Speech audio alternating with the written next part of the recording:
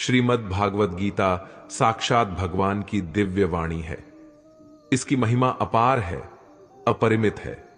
उसका यथार्थ में वर्णन कोई भी नहीं कर सकता। शेष, महेश, गणेश भी इसकी महिमा को पूरी तरह से नहीं कह सकते। फिर मनुष्य की तो बात ही क्या है। श्रीमद् भागवत गीता सिर्फ एक धर्म के लिए नहीं है, बल्कि इसे धरती के हर इंसान को पढ़ना और समझना चाहिए, ताकि वह अपनी जिंदगी में सुख, शांति और सफलता को प्राप्त कर सके। कहा जाता है कि जिस घर में गीता का पाठ हर रोज पढ़ा जाता है या सुना जाता है, उस घर में भगवान श्री कृष्ण आते रहते हैं।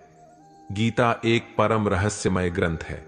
इसमें संपूर्ण वेदों का सार संग्रह किया गया है। इसका आशय इतना गुण और गंभीर है कि आजीवन निरंतर अभ्यास करते रहने पर भी उसका अंत नहीं आता। भगवान के गुण, प्रभाव, स्वरूप, तत्व, रहस्य और उपासना का तथा कर्म एवं ज्ञान का वर्णन जिस प्रकार भागवत गीता में किया गया है, वैसा अन्य ग्रंथों में एक साथ मिलना कठिन है। भागवत गीता एक ऐसा अनुपम शास्त्र है जिसका एक भी शब्द सदुपदेश से खाली नहीं है। गीता में एक भी शब्द ऐसा नहीं है जो रोचक कहा जा सके। भगवान कहते हैं, जो मनुष्य गीता का रहस्य भक्तों को धारण कराता है और उनमें इसका विस्तार एवं प्रचार करता है, वह मनुष्य मुझे अतिशय प्रिय है। गीता संपूर्ण जीवन दर्शन है और इसका अनुसरण करने वाला व्यक्ति सर्वश्रेष्ठ होता है। भागवत गीता ही है जो आधुनिक युग में समस्याओं से घिरे हुए मनुष्य को एक कर्मशील जीवन जीने के लिए प्रेरित करती है। इसमें जितनी बातें कही गई हैं, वे सभी अक्षरशः यथार्थ हैं। सत्य स्वरूप भगवान की वाणी में रोचकता की कल्पना करना उसका निरादर करना है। गीता सर्वशास्त्रमयी है। इसे सारे शास्त्रों का खजाना कहा जाता है। गीता का भली भांति ज्ञान हो जाने पर सभी शास्त्रों का तात्विक ज्ञान अपने आप हो जाता है। गीता को हम भगवान से भी बढ़कर कहे तो कोई अतिशयोक्ति नहीं होगी। भगवान ने स्वयं कहा है, मैं गीता के आश्रय में रहता हूं। गीता मेरा श्रेष्ठ घर है। गीता के ज्ञान का सहारा लेकर ही मैं तीनों लोकों का पालन करता हूं। इसके सिवाय गीता में ही भगवान अपने मुक्त कंठ से यह घोषणा करते हैं कि जो कोई मनुष्य मेरी इस गीता रूपी आज्ञा का पालन करेगा, वह निसंदेह मुक्त हो जाएगा। यही नहीं, भगवान कहते हैं कि जो कोई इसका अध्ययन भी करेगा, उसके द्वारा मैं ज्ञान यज्ञ से पूजित हूंगा। गीता ऐसे प्रेरणादायक संदेशों का महासागर है जो जीवन से निराश मनुष्य को आशाओं से भर देती है। श्रीमद् भागवत गीता एकमात्र ऐसा ग्रंथ है जो मनुष्य को जीने का सही तरीका बताती है। गीता जीवन में धर्म, कर्म और प्रेम का पाठ पढ़ाती है। श्रीमद् भागवत गीता का ज्ञान मानव जीवन और जीवन के बाद का जीवन दोनों के लिए उपयोगी माना गया है। भगवत गीता में कुल 18 अध्याय हैं और 700 श्लोक हैं, जिसे सभी के लिए पढ़ पाना थोड़ा मुश्किल है।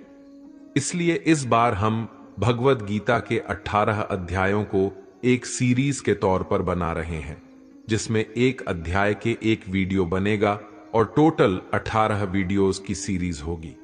इसीलिए इस बेहद ही खास वीडियो सीरीज में हम श्रीमद् भागवत गीता के एक एक अध्याय के एक एक श्लोक का मतलब विस्तार पूर्वक और सरल भाषा में समझाएंगे, जिन्हें जानकर आप श्रीमद् भागवत गीता का सही मतलब समझ पाएंगे। हम आशा करते हैं कि इस वीडियो सीरीज से आपको भी सुनने और समझने में ज्यादा आसानी होगी। तो चलिए अब देर नहीं करते हुए वीडियो शुरू करते हैं।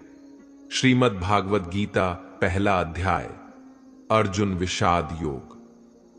यह शुरुआत होती है धृतराष्ट्र के सवालों से।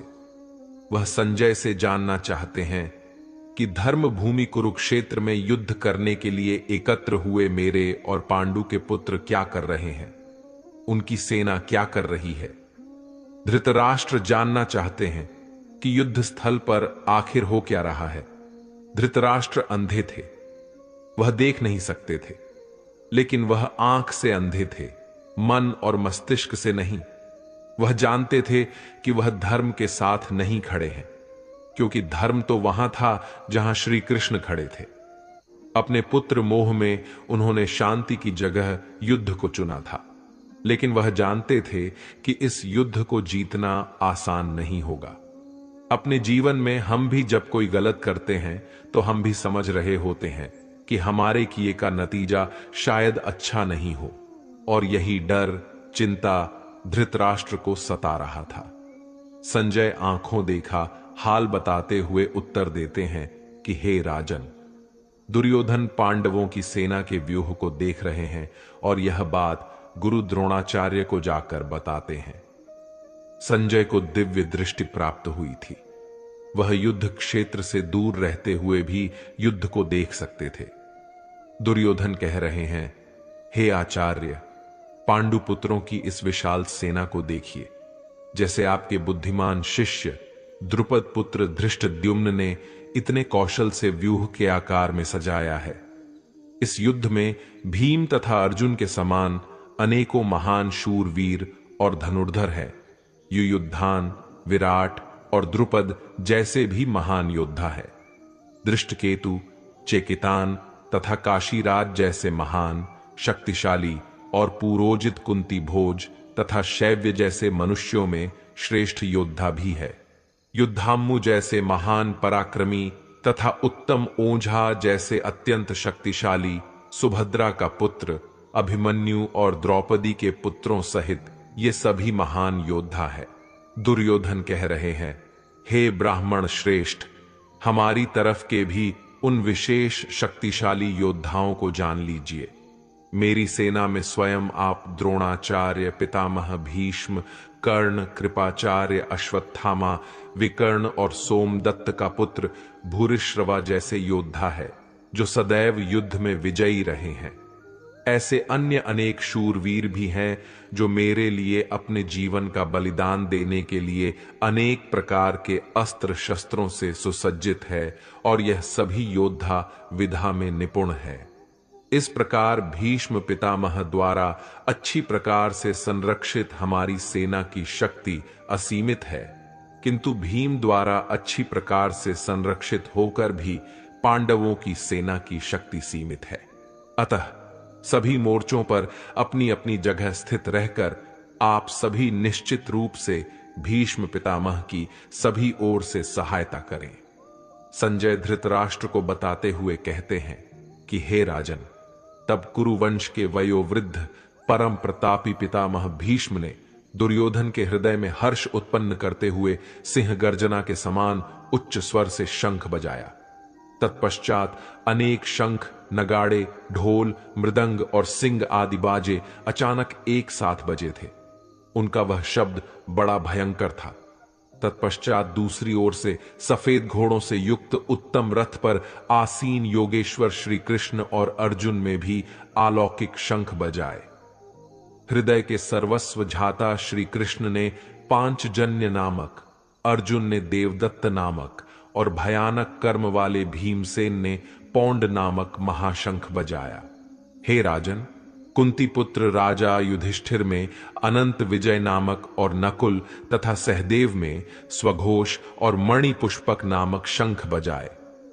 श्रेष्ठ धनुष वाले काशीराज और महारथी शिखंडी एवं धृष्टद्युम्न तथा राजा विराट और कभी न हारने वाला सात्यकी, राजा द्रुपद एवं द्रौपदी के पांचों पुत्र और बड़ी भुजाओं वाले सुभद्रा पुत्र अभिमन्यु आदि सभी ने अलग अलग शंख बजाए।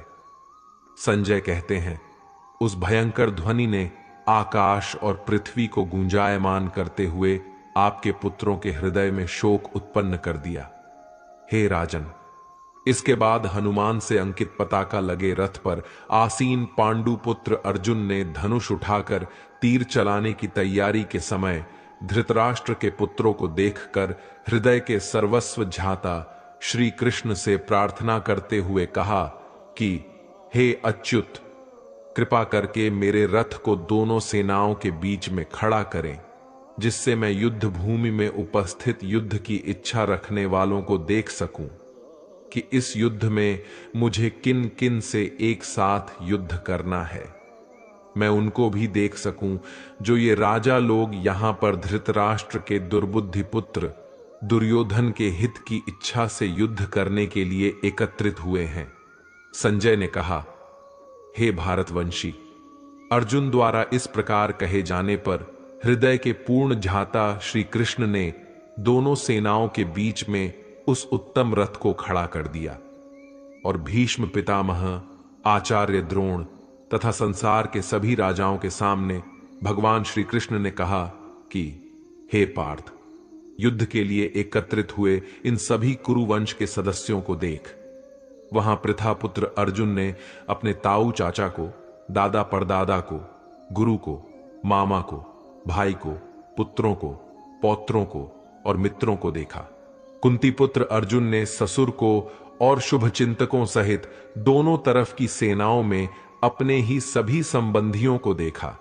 तब करुणा से अभिभूत होकर शोक करते हुए अर्जुन ने कहा, हे कृष्ण, युद्ध की इच्छा वाले इन सभी मित्रों तथा संबंधियों को उपस्थित देखकर मेरे शरीर के सभी अंग कांप रहे हैं और मुख सूखा जा रहा है।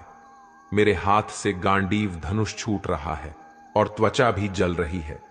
मेरा मन भ्रमित सा हो रहा है, इसलिए मैं खड़ा भी नहीं रह पा रहा हूं।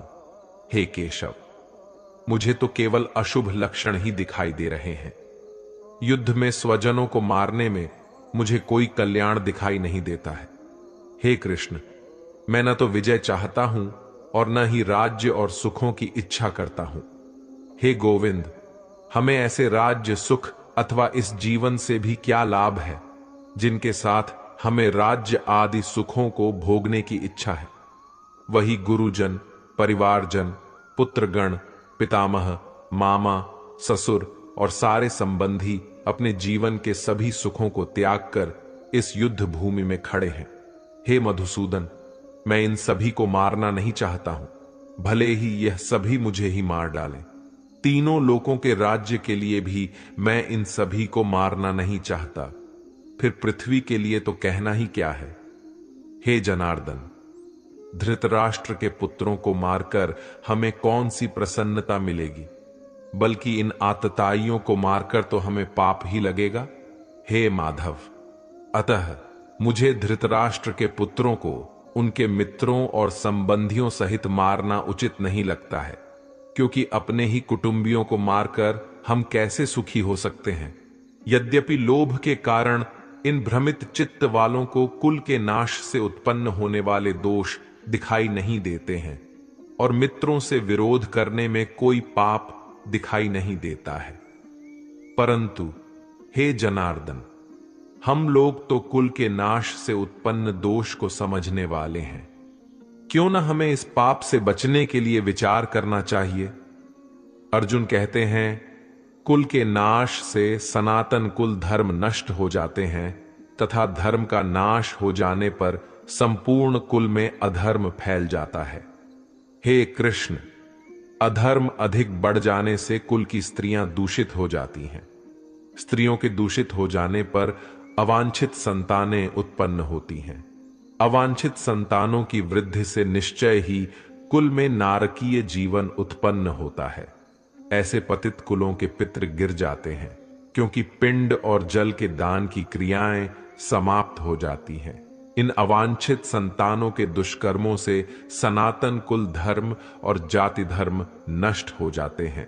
हे जनार्दन, जिनका कुल धर्म नष्ट हो गया है, ऐसे मनुष्यों को अनिश्चित काल तक नरक में रहना पड़ता है, ऐसा हम सुनते आए हैं। कितने आश्चर्य की बात है कि हम लोग बुद्धिमान होकर भी महान पाप करने को तैयार हो गए हैं, जो राज्य और सुख के लोभ से अपने प्रियजनों को मारने के लिए आतुर हो गए हैं। यदि मुझे शास्त्र रहित विरोध न करने वाले को मृत राष्ट्र के पुत्र हाथ में शस्त्र लेकर युद्ध में मार डाले, तो भी इस प्रकार मरना मेरे लिए अधिक श्रेयकर होगा। संजय ने कहा, इस प्रकार शोक से संतप्त हुआ मन वाला अर्जुन युद्ध भूमि में यह कहकर बाणों सहित धनुष को त्याग कर रथ के पिछले भाग में बैठ गया। और इस प्रकार श्रीमद् भगवद गीता के श्री कृष्ण अर्जुन संवाद में अर्जुन विषाद योग नाम का पहला अध्याय समाप्त हुआ।